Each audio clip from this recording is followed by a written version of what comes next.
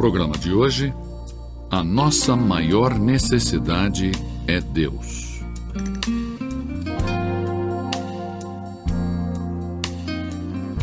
Uma vez perguntei a um professor universitário o que ele considerava ser a nossa maior necessidade. Depois de meditar de maneira pensativa, ele me respondeu: olhe, poderia dar-lhe uma grande quantidade de respostas, desde a redução de impostos até o desarmamento. A resposta que vou lhe dar talvez irá surpreendê-lo, porque não sou religioso.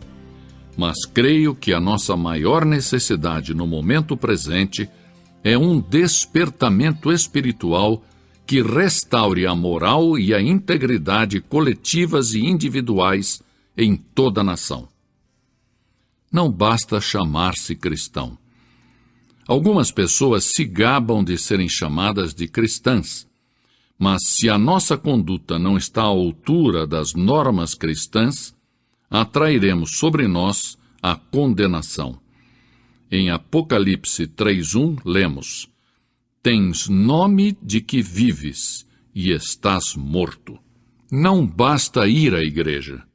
Se não permitirmos que Cristo seja o Senhor, o dono da nossa vida, cairemos sob julgamento de Deus que disse: este povo honra-me com os lábios, mas o seu coração está longe de mim. Mateus 15:8. É fácil deixar-se levar por uma corrente de entusiasmo religioso sem ter uma experiência viva e pessoal com Deus. Este mundo hostil se acha infestado de agressão, de ódio, de intriga. Os maus prosperam, e em muitas partes do mundo os justos padecem. O povo se acha confuso, inseguro, se sente até azarado.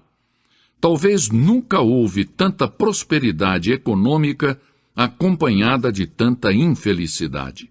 Falta de autodomínio, rebelião. O mundo está louco e clama pedindo a paz e a verdade.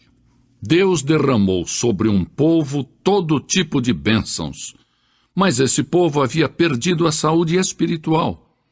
No meio desse povo se levantou o profeta Abacuque e clamou: aviva, ó Senhor, a tua obra no meio dos anos. Abacuque 3:2.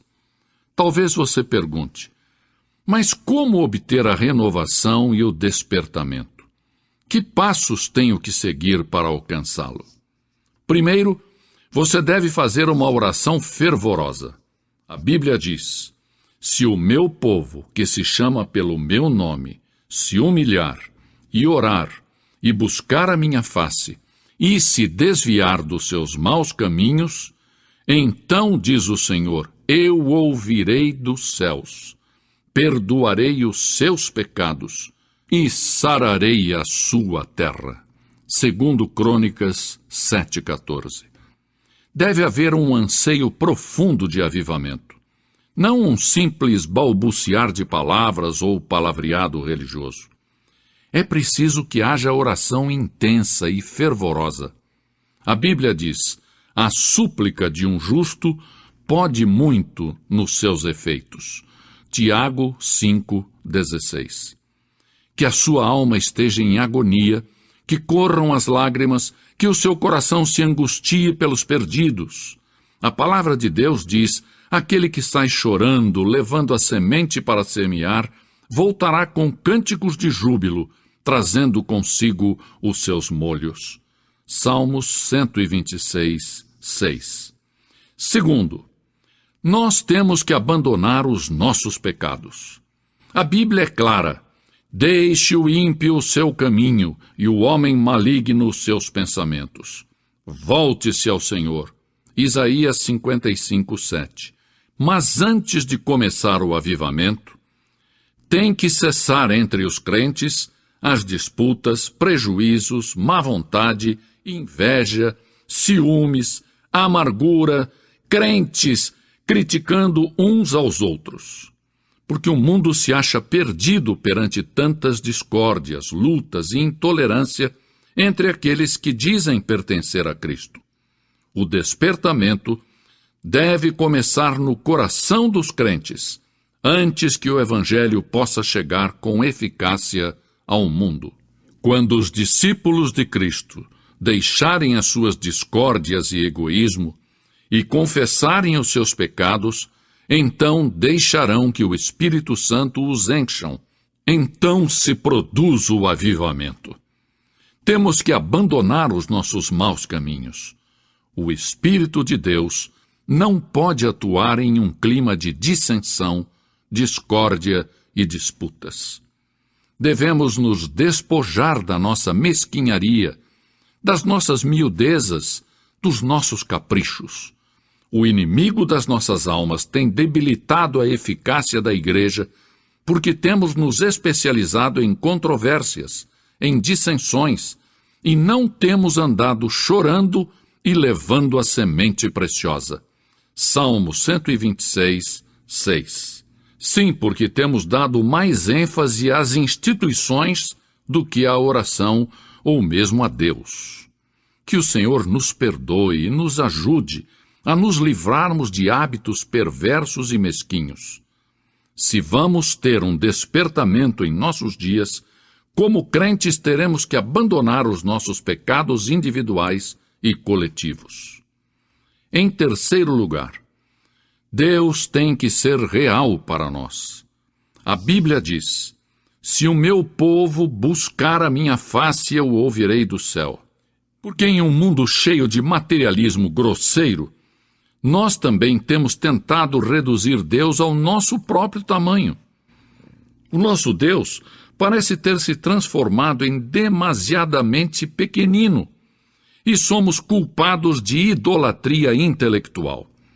Temos fabricado em nossa mente um Deus que não é o Deus revelado na Bíblia.